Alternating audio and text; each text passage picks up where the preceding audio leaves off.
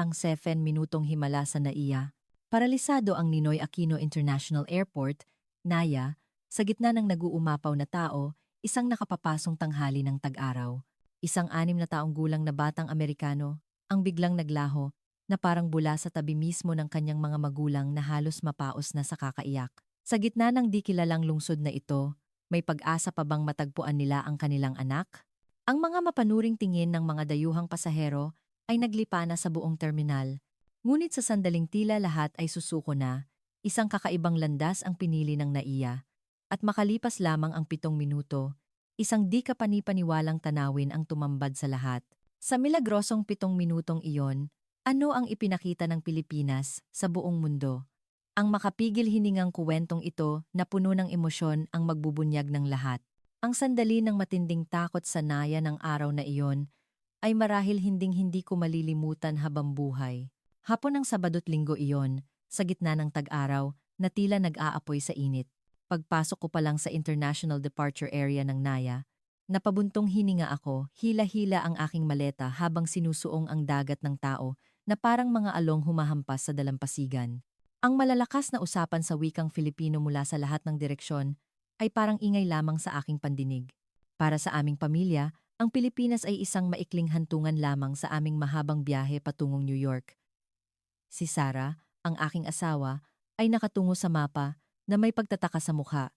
Si Leo, ang 6 na taong gulang kong anak, ay mahigpit na nakahawak sa aking kamay, kitang-kita sa mga mata niya ang kaba habang napapaligiran ng mga taong nagtataasan. Pati ang daan papunta sa duty-free ay paliko-liko na parang isang maze. Nagsimula akong bumulong sa sarili. Napakadaming tao. Ang gulo ng mga karatula at ang pakikipag-usap sa mga empleyado ay parang nakikipag-usap sa taga-ibang planeta.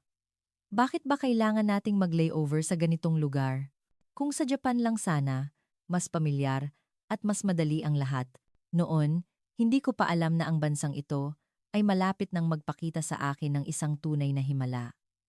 Habang paakyat kami sa escalator patungong duty-free, lumingon ako para magreklamo sa aking asawa. Napakakomplikado ng Pilipinas at wala akong maintindihan ni isang salita sa wika nila. Tumango si Sarah bilang pagsang-ayon. Pareho kaming nag-uusap na mayroon ng paunang husga tungkol sa bansang ito. Ganoon din nang makarating kami sa shopping area.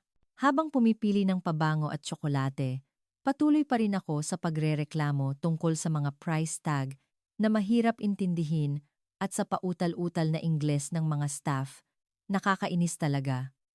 Si Leo lang ang naiiba, nagningning ang kanyang mga mata nang tumayo siya sa harap ng isang display ng mga robot. Nabighani siya sa isang robot na hugis tao, mas mataas pa sa kanya, na nagsasayaw at gumagalaw ng may kahusayan. Tila na-hypnotize ang bata. Sumulyap ako sa aking relo at nagmadali. 50 minuto na lang bago ang boarding time natin. At sa mismong sandaling iyon, sa isang segundo ng aking pagkalingat, si Leo, na abala sa pagsunod sa robot, ay naglaho sa gitna ng karamihan. Noong una, inakala kong nasa likuran ko lang siya, ngunit kahit saan ako lumingon, hindi ko makita ang anino ni Leo na nakasuot ng dilaw na t-shirt. Nagsimulang kumabog ng malakas ang puso ko. Sumigaw ako, "Leo!" Ngunit ang sigaw ko ay nilamon ng ingay at gulo ng paliparan. Namutla ang mukha ni Sarah, at ako na may pinagpapawisan ng todo. Tumatakbo akong nagtatanong sa mga tao sa paligid, ngunit karamihan sa kanila ay hindi marunong mag-Ingles o umiiling lang. Nagsimulang gumapang ang desperasyon. Sa isang napakalaki at siksikang paliparan na tulad nito, paano mo mahahanap ang isang bata? Kung sa Amerika ito, tiyak na agad tatawagan ang pulis at magkakaroon ng anunsyo sa speaker. Ngunit ito ang Pilipinas. Hindi kami marunong ng wika nila at hindi man lang namin alam kung sino ang lalapitan para humingi ng tulong. Sumigaw ako ng buong lakas. May makakatulong ba sa amin na hanapin ang anak namin? Please, tulungan ninyo kami. Ngunit ang mga tao ay patuloy na dumadaloy na parang isang pader na walang pakiramdam. Tila walang sinumang humihinto para makinig. Sa sandaling iyon, biglang sumagi sa isip ko ang alaala ng mga nakaraang biyahe. Isang katulad na insidente ang nangyari sa isang airport sa Europa. Inabot ng 2 hanggang 3 oras mula sa pag-report sa pulis, pag-anunsyo, hanggang sa matagpuan ang bata. Wala kaming ganoong kahabang panahon. Papalapit na ang oras ng aming flight at, higit sa lahat, nag-aalala ako para sa kaligtasan ni Leo. Nanginginig na bumulong ang asawa ko. Natatandaan mo ba? Nitong huling biyahe lang, isinugod si Leo sa emergency room dahil inatake na naman siya ng hika. Paano kung atakihin siya ngayon? Nang marinig ko iyon, para bang gumuho ang mundo ko. Si Leo ay isang batang madaling kapusin ng hininga kapag natitensyon o natatakot. Ngayon, mag-isa siya at tiyak na takot na takot. Kung atakihin siya ng hika, maaaring mapahamak ang buhay niya. Ang desperasyon ay dumating na parang isang tsunami. Pakiramdam namin ay lubos kaming nag-iisa sa dayuhang bansang ito. Walang magawa sa harap ng hadlang sa wika, pagkakaiba sa kultura, at sa isang sistemang inakala naming magulo. Sumigaw ako ng mas malakas pa. Kung sa Amerika ito, kaso na ito ng FBI. Ano to? Naiya? Pang-internasyonal lang sa pangalan, pero hindi man lang mahanap ang isang bata, tama ba? Nagmura ako sa tindi ng galit. Ang mga dayuhang turista sa paligid ay tumango bilang pagsang-ayon. Isang mapanuyang nagsabi, malaki lang ang mga airport sa Pilipinas, pero bulok ang sistema. Sumabat pa ang isa, ganyan naman lahat ng airport sa Asia, puro pagalingan lang sa itsura. Lalo akong nagalit sa mga narinig ko. Talaga bang wala kaming makukuhang tulong dito? Talaga bang hindi na namin mahahanap ang anak namin? Nagsimulang humikbi si Sarah. Narinig ko na kapag nawawala ang mga bata sa ganito kalalaking lugar, hindi na sila natatagpuan. Sa sandaling iyon, tila bumigat ang hangin sa buong terminal dahil sa tensyon na para bang kumalat ang aming desperasyon sa paligid. At sa mismong sandaling iyon, isang security personnel ng airport na may nameplate na Marco Reyes ang lumapit sa amin. Sinabi niya sa isang boses na nakakagulat sa kalmado, "Sir, ma'am, kumalma po kayo. I-activate namin ang aming response system ngayon din." "Anong response system?" tanong ko habang pinipindot niya ang kanyang radio sa tainga. "Alpha, Bravo, Charlie Maganda para sa Coda de Activation." Sa isang iglap, tuluyang nagbago ang atmosfera. Parang isang tahimik na dagat na biglang pumasok sa combat mode. Ang mga staff sa paligid ay sabay-sabay na kumilos at sunod-sunod na propesyonal na termino ang maririnig mula sa mga radio. Natulala ako, 1 minuto pa lang ang nakalipas, pinupuna ko ang sistema ng bansang ito. Ngayon, tila may kakaibang nangyayari sa inaakala namin. Ngunit nag-aalinlangan pa rin ako. Ang isang sistemang mukhang organisado, epektibo nga ba talaga? Lumilipas ang oras pero wala pa ring anino ni Leo. Nagsimulang magtanong si Marco ng sunod-sunod. Ano po ang huling suot niya? Anong kulay? Anong sapatos? Gaano kataas? Mayroon po ba siyang kakaibang marka? Sumagot kami sa gitna ng pagpapanik. Dilaw na t-shirt, asul na rubber shoes. Medyo mas maliit siya kumpara sa mga kaedad niya. Agad na umalingaw-ngaw ang utos mula sa radio. Team Bravo, i-review ang lahat ng security cameras mula 12 hanggang 34. I-filter ang lahat ng batang may katulad na deskripsyon. Namangha ako sa kanilang profesionalismo. Hindi lang ito basta paghahanap sa paligid, kundi isang sistematiko at siyentipikong paraan ng paglutas sa problema. Ngunit kasabay nito, lalo akong kinabahan. Tumingin ako sa relo. 43 minuto na lang bago lumipad ang eroplano. Halos mapaluhod na ako sa sahig. Kung sa bansa ko ito, aabutin ng kalahating araw. Ang boses ng isa pang pasahero sa likuran ay lalong nagpadagdag sa aking pagkainip. Mahahanap pa kaya natin si Leo sa tamang oras? Nagsimulang humikbi si Sarah. Paano kung atakihin siya ng hika? Paano kung kailangan na naman siyang dalhin sa emergency room tulad ng dati? Nang marinig ko iyon, bumuhos sa akin ang matinding pagsisisi. Hindi ko naalagaang mabuti ang anak kong may hika. Ang imahe ni Leo na humihingal hanggang sa manginig ang kanyang maliliit na balikat. Ang imahe niya na nakasuot ng oxygen mask sa emergency room ay malinaw na bumalik sa aking isipan. Kung ngayon ay mag-isa siya at atakihin ng hika, baka huli na ang lahat. Ipinatong ko ang aking mukha sa aking mga palad at sinakmal ako ng konsensya ng isang amang hindi kayang protektahan ang kanyang anak. Tiningnan kami ni Marco at sinabi ng may diin, "Huwag po kayong mag-alala, ito na po ang pinakamahalagang sandali." Ang mahinahon niyang boses ay puno ng determinasyon, ngunit hindi pa rin ako mapalagay. Lumilipas ang oras, at ang anak namin ay hindi pa rin matagpuan. Inanunsyo ni Marco, ang team ng mga interpreter para sa 12 na wika at ang buong security force ay kasali na sa operasyon. Nang marinig ko iyon, natigilan ako. 12 wika? Paano nangyari iyon? Sunod-sunod ang mga utos sa radyo. Team Alpha, i-secure ang lahat ng daanan sa second floor, duty-free area. Team Bravo, bantayan ang mga paakyat na escalator. Team Charlie, i-check ang children's play area. Sa aking pandinig, talagang may iba't ibang wika na maririnig. Ingles, Hapon, Espanyol. Para kaming nasa isang pulong ng United Nations. Ang buong airport ay naging isang higanteng command center. Sa mga electronic screen, agad na lumabas ang emergency message sa iba't ibang wika. Paunawa. Isang batang lalaki na nakasuot ng dilaw na t-shirt at asul na sapatos ang nawawala.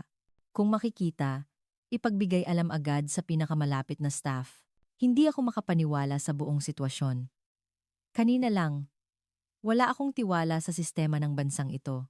Ngayon, kumikilos sila na parang nasa gitna ng isang digmaan. Totoo ba ito o isa lang itong palabas para pakalmahin kami?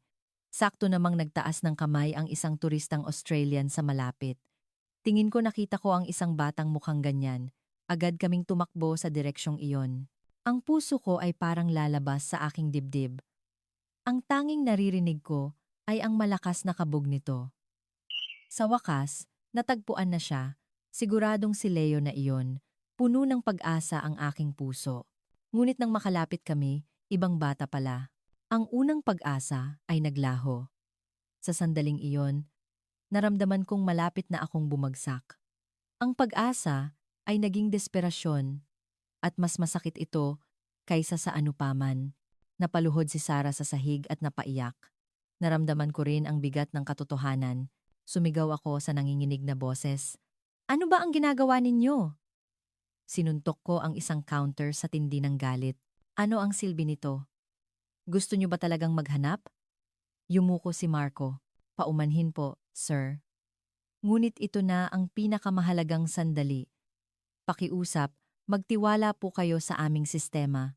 Ang malamig niyang tugon ay lalo akong nawalan ng kontrol. Ngunit kasabay nito, ang kanyang hindi natitinag na kilos at profesionalismo ay kahanga-hanga. Ipinatong niya ang kanyang kamay sa aking balikat at sinabi, "Sir, sumisikip na po ang paghahanap bawat minuto." Sa sandaling iyon, dumating ang ulat mula sa AI Image Analysis Team. May natagpo ang bata na nakadilaw na damit. Tugma ang pattern, sa pababang escalator 3 minuto na ang nakalipas. Agad na ipinasa ang utos. Team Delta, iscan ang lugar sa ibaba ng robot display. Tahimik akong nagdasal. "Leo, anak, sana humihinga ka pa. Papunta na si Papa. Maghintay ka lang ng kaunti pa." "Anak." Umalingaw-ngaw ang anunsyo sa iba't ibang wika sa speaker, hinihiling sa lahat ng pasahero na makipagtulungan, huminto sandali, at magmasid sa paligid. Isang security personnel ang nag-abot sa akin ng isang device na parang walkie-talkie at sinabing patuloy silang mag-a-update. Nagulat ako. Hindi ko inaasahan ang ganito kadetalyadong pag-aalaga. Ang boses ni Marco ay umalingaw-ngaw mula sa radio. "Medical team, ihanda ang portable nebulizer. Sakaling umatake ang hika." Nang marinig ko iyon, labis akong nagpasalamat. Hindi lang sila naghahanap ng bata, kinonsidera pa nila ang kanyang kalusugan. Isang radio pa ang tumunog. "Team Charlie, i-check ang child safety bracelet system." Kumpirmado, hindi suot ng subject. Nagtaka ako sa terminong hindi ko pa narinig. Safety bracelet? Mayroon palang ganoong sistema? Sagot ni Marco. "Karamihan po ng himala nagsisimula sa paghahanda, sir." Tumama sa puso ko ang sinabi niya. Ang mga numero sa electronic screen ay patuloy na gumagalaw. 5 minuto, 10 segundo, 5 minuto, 20 segundo, 5 minuto, 30 segundo. Lumilipas ang oras, ngunit kakaiba, mas nangingibabaw ang pag-asa kaysa sa pag-aalala. Nagsimula kong maramdaman na lahat ay nangyayari ng may sistema at profesionalismo. Mahal, mukhang may pag-asa talaga. Hinigpitan ni Sarah ang hawak sa aking kamay. Mukhang mahahanap talaga nila siya. Ngunit muling tumunog ang radio. Kumpirmado, may natagpo ang bata na katulad ng description sa Gate B. Kailangan ng agarang kumpirmasyon. Nagsimula na naman kaming tumakbo. Sana ito na. Sana si Leo na namin ito. Ngunit pagdating namin doon, nabigo kami sa pangalawang pagkakataon. Napaluhod si Sarah at humagulgol. Ngayon, sigurado nang hindi na natin siya mahahanap, hindi ba? Naramdaman ko ring nadurog ang puso ko. Ngunit sa sandaling iyon, napadako ang tingin ko sa isang tindahan ng mga souvenir na Pilipino sa malayo at nakita ko ang isang karatula na kiddie play zone malapit doon. Agad na nag-utos si Marco, Team Delta, i-check ang lugar malapit sa souvenir shop. I-rewind ang camera. Agad na nagulat ang AI team. Nakita sa imahe ang isang batang nakadilaw na damit, asul na sapatos, nakahawak sa dibdib, humihingal. Posibleng may sintomas ng hika. Sa sandaling iyon, nanginig ang buong katawan ko. Siguradong si Leo na namin iyon. Ang paghawak sa dibdib at paghingal ay ang mga senyales ng pagsisimula ng kanyang atake ng hika. Nagmakaawa ako sa desperasyon. Please, iligtas ninyo ang anak ko. Maaaring nasa panganib siya. Sumagot si Marco ng may buong kumpiyansa. Kumpirmado. Ang aming Child Protection Officer, si Maria Santos, ay papalapit na. Pakiantay po ng koneksyon. Ang kanyang boses ay puno ng determinasyon. Hindi na ito isang simpleng paghahanap, kundi isang rescue mission. Mahigpit kong hinawakan ang radio. Sa wakas, makikita na namin ulit ang anak namin, hindi ba? Ang pag-asa at takot na baka isa na namang pagkakamali, ito ay naghahalo sa aking isipan. Nanginginig si Sarah sa aking tabi. Pareho kaming nagpigil ng hininga at nakatuon sa tunog mula sa radio. Narinig namin ang boses ni Ate Maria. Nakita na ang target. Kumpirmadong siya ang hinahanap. Papalapit na. Sa isang maliit na monitor sa di kalayuan, nakita namin ang imahe ni Leo, ang anak nga namin. Nanginginig ang kanyang maliliit na balikat dahil sa paghingal. Humihikbi siya sa takot. Lumuhod si Ate Maria sa harap ni Leo at isang kamangha-manghang bagay ang nangyari. Nagsimula siyang kumanta ng isang tradisyonal na awiting pampatulog ng mga Pilipino sa isang napakalambing na boses sa ugoy ng duyan. Sinundan ito ng mga salitang nagpapakalma sa Ingles. Nakita naming unti-unting kumalma si Leo. Kinuha ni Ate Maria ang isang maliit na stuffed carabao mula sa kanyang bulsa at ibinigay kay Leo.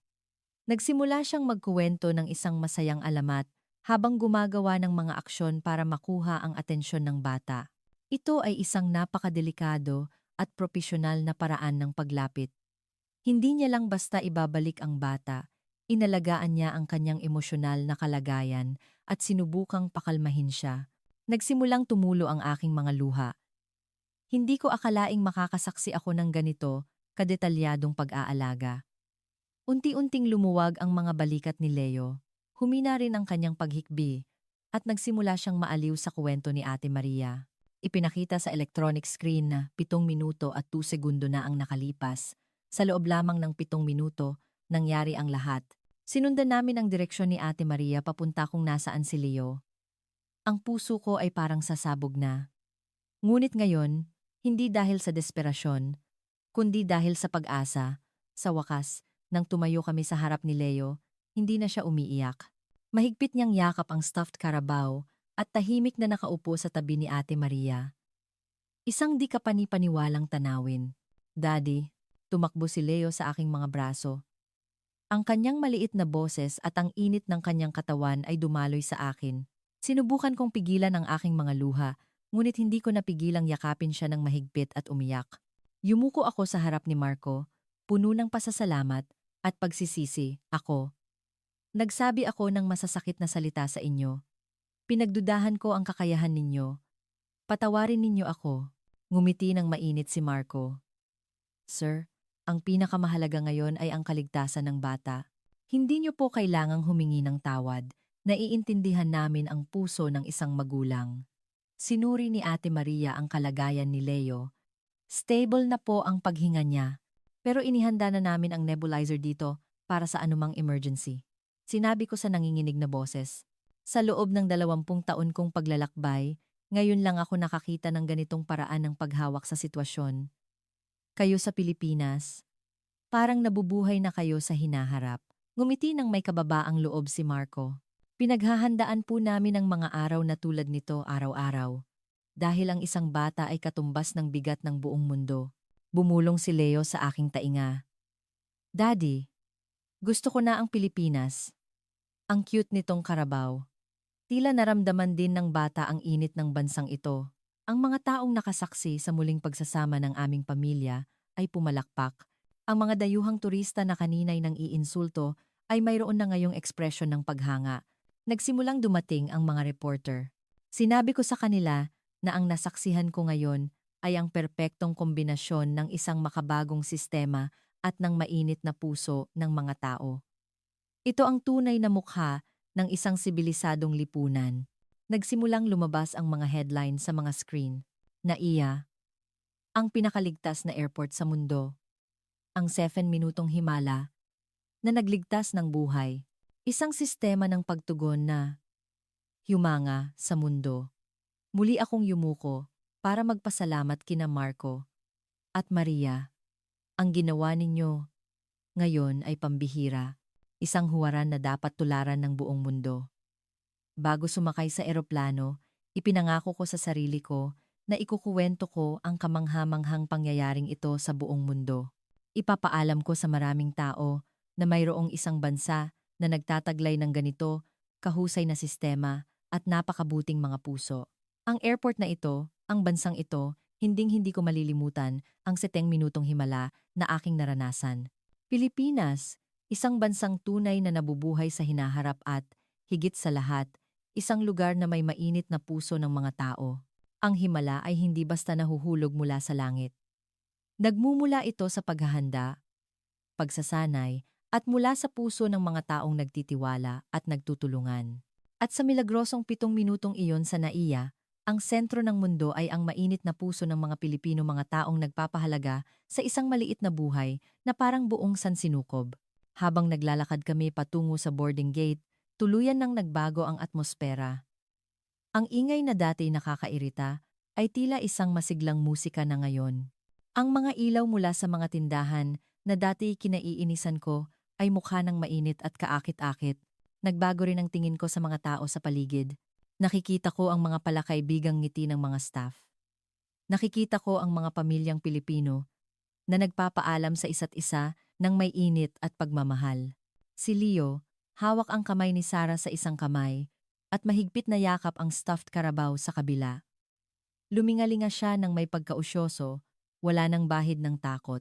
Ang maliit na ngiti sa kanyang labi ang pinakamalinaw na patunay na ang bansang ito ay nagbigay sa kanya ng kaligtasan at isang magandang alaala. Nagkamali talaga ako, Sarah, sabi ko sa aking asawa. Tiningnan ko ang bansang ito sa panlabas na anyo lang. Hinusgahan ko sila dahil lang sa pagiging dayuhan ko. Tumango si Sarah. Ako rin. Marami pa palang maibibigay ang lugar na ito kaysa sa inaakala natin. Kasabay nito, ang video na kinunan ng isang turistang Hapon ay mabilis na kumalat sa social media. Ang mga hashtag na Laban Minute Miracle Manila at Amazing Naya ay nagtrending sa buong mundo. Dumagsa ang mga komento mula sa iba't ibang panig ng mundo. Totoo ba ito? 7 minuto? Hindi ka panipaniwala. Napakataas ng antas ng profesionalismo. Ang teknolohiya at mga tao ay perpektong nagtutulungan. Ang galing ng staff na nagpakalma sa bata. Alam niya kung paano makitungo sa mga bata. Gusto kong maglakbay sa Pilipinas ngayon din. Ang isang bansang nagpapahalaga sa kaligtasan ng mga bata ay tiyak na isang mabuting bansa. Ang mga salitang iyon ay eksaktong sumasalamin sa aking nararamdaman. Nakikita ng buong mundo ang aking personal na nasaksihan.